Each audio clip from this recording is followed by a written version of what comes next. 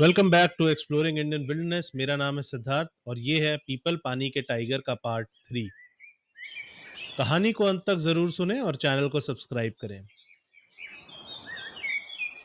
इस बात की पूरी जानकारी जुटाई गई कि उस रात की तलाश आखिरकार क्यों छोड़ दी गई। अगली सुबह जल्द ही खोज फिर से शुरू हुई। मेरे साथ मेरे कमजोर पेट वाले मुखबिर को भी शामिल किया गया, जो अपने साथियों से बेहतर जंगलवासी था और जिसने एक झाड़ी के नीचे जमीन की जांच की, जहां बहुत सारा खून था। कुछ खून से सने बाल एकत्र किए और मेरे पास लाए गए, जिन्हें मैंने बाघ के बाल के रूप में पहचाना। एक भाई खिलाड़ी उस दिन मेरे साथ था और हम दोनों साथ में जमीन पर देखने गए। जमीन पर मौजूद संकेतों से जंगल की घटनाओं का पुनर्निर्माण मेरे लिए हमेशा बहुत दिलचस्प रहा है। सच है कि कभी-कभी किसी की धारणा गलत होती है, लेकिन कभी-कभी वह सही भी होती है। वर्तमान उदाहरण में मैं दाएं पैर के अंदरूनी अग्रभाग में घाव को सही मान रहा था, लेकिन यह मान लेना गलत था कि पैर टूट गया था और बाघ एक युवा जानवर था और इलाके में अजनबी था। उस बिंदु से आगे कोई खून नहीं था जहां बाल पाए गए थे, और चूंकि कठोर जमीन पर ट्रैकिंग असंभव थी, इसलिए मैं नहर को पार करके उस स्थान पर पहुंचा जहां मवेशियों का ट्रैक रेत के बिस्तर से होकर जाता था। यहां पैरों के निशानों से मुझे पता चला कि घायल जानवर कोई युवा बाघ नहीं था जैसा कि मैंने अनुमान लगाया था, बल्कि मेरा पुराना मित्र पीपल पानी का बाघ था, जो गांव से छोटा रास्ता लेते समय अंधेरे में सुअर समझ लिया गया था। एक बार पहले जब वह बुरी तरह घायल था, तो वह बिना किसी मनुष्य या जानवर को नुकसान पहुंचाए बस्ती से निकल गया था। लेकिन अब वह बूढ़ा हो गया था और अगर दर्द और भूख से उसे भगाया जाता तो वह काफी नुकसान कर सकता था। यह एक परेशान करने वाली संभावना थी, क्योंकि इलाका घनी आबादी वाला था और मुझे एक सप्ताह के भीतर ही वहां से निकल जाना था, ताकि मैं एक ऐसा काम कर सकूं जिसे टाला नहीं जा सकता था। 3 दिनों तक मैंने नहर और तलहटी के बीच के जंगल के हर हिस्से को छान मारा, जो लगभग 4 वर्ग मील का क्षेत्र था, लेकिन बाघ का कोई निशान नहीं मिला। चौथी दोपहर को जब मैं खोज जारी रखने के लिए निकला, तो मुझे एक बूढ़ी औरत और उसका बेटा जल्दी जल्दी जंगल से निकलते हुए मिले। उनसे मुझे पता चला कि बाघ तलहटी के पास आवाज दे रहा था और जंगल के सभी मवेशी भाग गए थे। जब मैं राइफल लेकर बाहर जाता हूँ, तो हमेशा अकेला ही जाता हूँ। यह आपस में मिलजुल कर रहने पर अधिक सुरक्षित है और जंगल में अधिक चुपचाप निकल सकता है। बहरहाल, इस अवसर पर मैंने एक बात बढ़ा दी और लड़कों को मेरे साथ चलने दिया, क्योंकि वह मुझे यह दिखाने के लिए बहुत उत्सुक था कि उसने बाघ की आवाज कहां सुनी थी।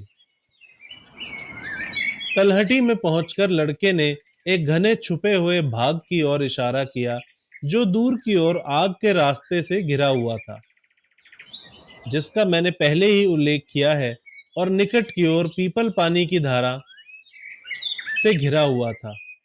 धारा से लगभग 100 गज की दूरी पर एक उथला गड्ढा था, जो लगभग 20 फुट चौड़ा था, जो मेरे तरफ कमोबेश खुला था और धारा के पास की तरफ झाड़ियों से घिरा हुआ था।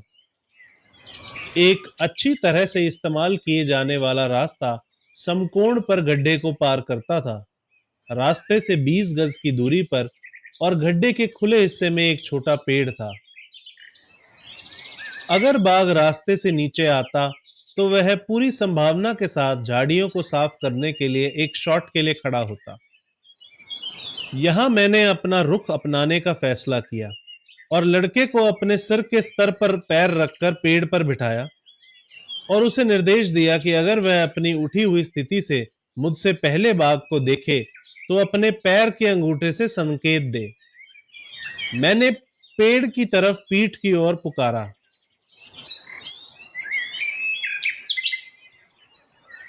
मैंने जितने ही साल जंगल में बिताए हैं, साथी की तलाश में बाघिन की पुकार का वर्णन करने की कोई आवश्यकता नहीं है। और कम भाग्यशाली लोगों से मैं केवल इतना कह सकता हूं कि जिस पुकार को प्राप्त करने के लिए बारीकी से निरीक्षण और गले के मरहम का भरपूर उपयोग आवश्यक है, उसे शब्दों में वर्णित नहीं किया जा सकता। मेरे लिए बड़ी राहत की बात थी, क्योंकि मैं 3 दिनों तक ट्रिगर पर उंगली रखकर जंगल में रेंगता रहा था।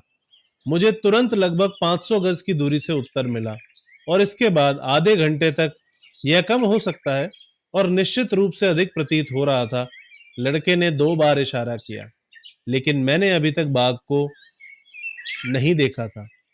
और जब तक डूबते हुए सूरज ने जंगल को सुनहरी रोशनी से भर नहीं दिया, तब तक वह नहीं दिखाई दिया। झाड़ियों को साफ करते हुए बिना रुके अचानक वह मुझे दिखाई दिया। वह नीचे तेजी चाल से नीचे आ रहा था। जब मैं आधी खाई पार कर रहा था और ठीक उसी समय जब मैं राइफल उठा रहा था, वह दाईं ओर मुड़ा और सीधा मेरी ओर आ गया। यह चाल, जो मेरे स्टैंड का चयन करते समय अप्रत्याशित थी, उसे मेरे इच्छित स्थान से अधिक करीब ले आई, और इसके अलावा मेरे सिर पर रखकर एक गोली मारी, जिसे उस छोटी दूरी पर लेने के लिए मैं तैयार नहीं था। एक पुरानी युक्ति का सहारा लेते हुए, जिसे बहुत साल पहले सीखा गया था और इसी तरह के अवसरों पर सफलतापूर्वक इस्तेमाल किया गया था, बाघ को बिना किसी डर के खड़ा किया गया। एक पंजा स्थिर रखते हुए उसने धीरे से अपना सर उठाया। ऐसा करते हुए उसकी छाती और गला दिखाई देने लगा।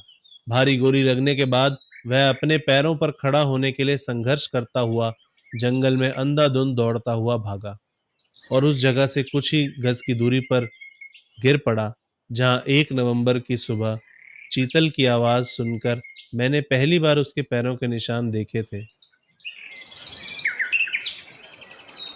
तभी मुझे पता चला कि उसे गलतफहमी में गोली मार दी गई थी, क्योंकि मुझे डर था कि वह खतरनाक हो सकता है। लेकिन जांच करने पर पता चला कि वह घाव लगभग ठीक हो चुका था, और शीशे की एक गोली ने उसके दाहिनी हाथ की एक छोटी नस को काट दिया था। एक शानदार ट्रॉफी जीतने की खुशी। उसकी लंबाई 10 फुट 3 इंच थी, और उसका सर्दियों का कोट एकदम सही हालत में था। अफसोस के साथ भी थी, क्योंकि जंगल के लोग और मैं कभी भी उसकी गहरी आवाज को सुन नहीं पाएंगे, जो पहाड़ियों के बीच से गूंजती है, और फिर कभी भी उसके जाने पहचाने पैरों के निशान उन शिकार के रास्तों पर नहीं दिखेंगे, जिन पर वह और मैं 15 सालों से चलते आए थे। Thank you so much for listening, guys. Please subscribe to the channel and listen to our other stories and watch our vlogs. Thank you.